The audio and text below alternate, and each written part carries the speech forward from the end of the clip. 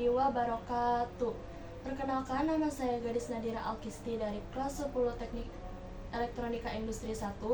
Di sini saya akan menjelaskan materi bab 5 PIPAS, yaitu tentang konektivitas antar ruang dan waktu. Di sini terdapat daftar isi yang berisi 1. Konsep konektivitas, 2.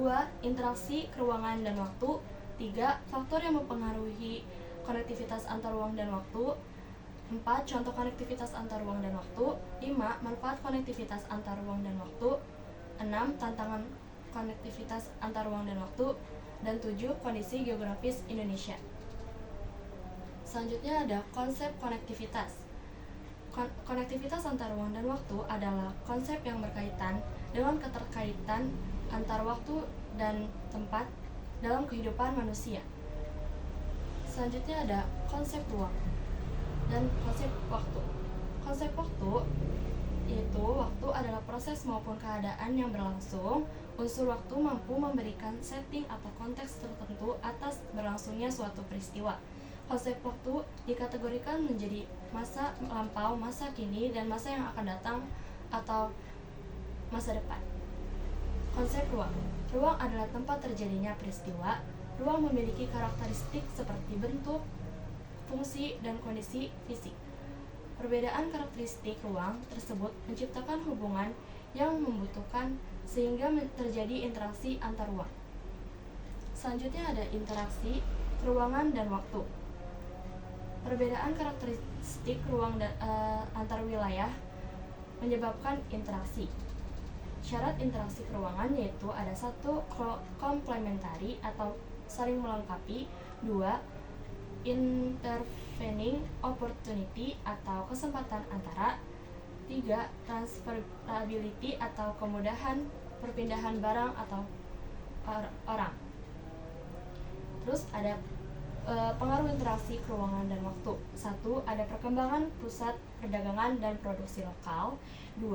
Perkembangan sarana dan prasarana, 3. Perubahan penggunaan lahan, 4. Perubahan orientasi pekerjaan, 5. Perubahan sosial atau terbentuknya forum kerjasama dan akulturasi budaya.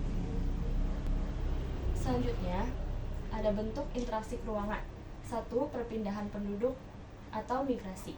Migrasi merupakan bentuk interaksi keruangan yang mengakomodasi pergerakan orang antar wilayah dengan tujuan tertentu. 2. Komunikasi. Komunikasi merupakan bentuk interaksi antar ruang yang melibatkan informasi secara langsung maupun tak langsung. Contohnya siaran televisi, streaming, website, dan marketplace.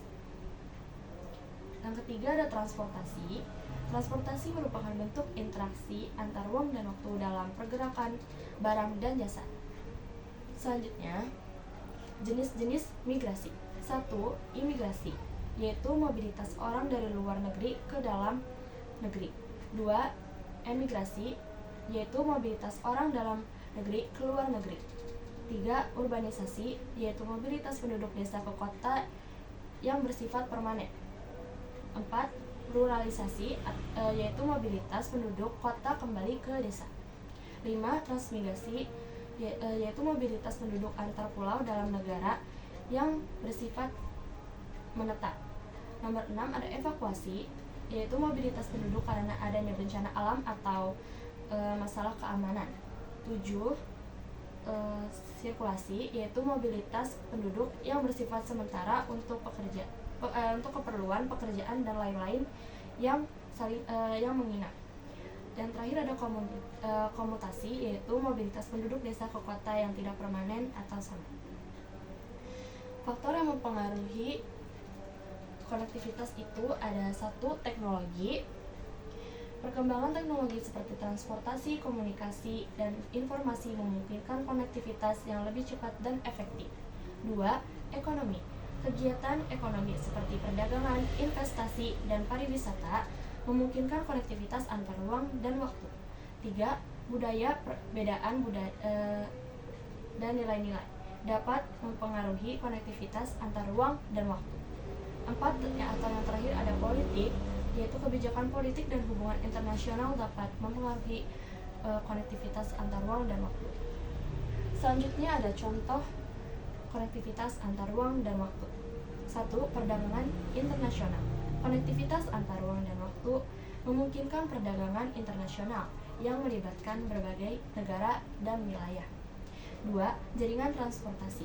Konektivitas antar ruang dan waktu memungkinkan jaringan transportasi yang melibatkan berbagai moda transportasi seperti darat, laut, dan udara. 3. Komunikasi global. Konektivitas antar ruang dan waktu memungkinkan komunikasi global yang melibatkan berbagai teknologi seperti internet, telepon, dan media sosial. Selanjutnya ada manfaat dan tantangan konektivitas antar ruang dan waktu.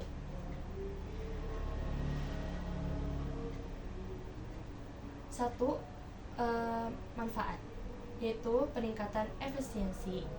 Konektivitas antar ruang dan waktu dapat meningkatkan efisiensi dalam berbagai kegiatan seperti perdagangan, transportasi, dan komunikasi.